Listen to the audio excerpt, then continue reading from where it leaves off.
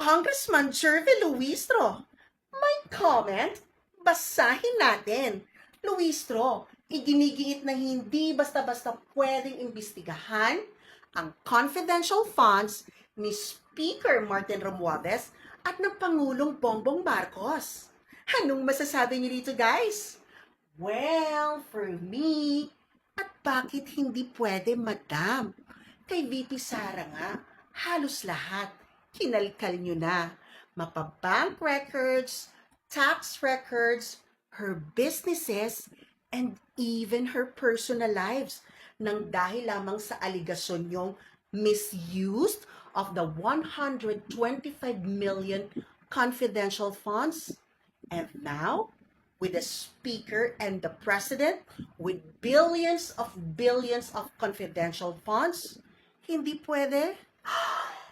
Madam, baka nakakalimutan mo. Public officers at all times must be accountable to the Filipino people and lead a modest lives. Madam, klaro, obligasyon nyo sa taong bayan. Public office is a public trust. Bakit ayaw? May tinatago ba? Oy, gets ko yan, Madam Luistro. Well, mga taong bayan, ano sa tingin nyo?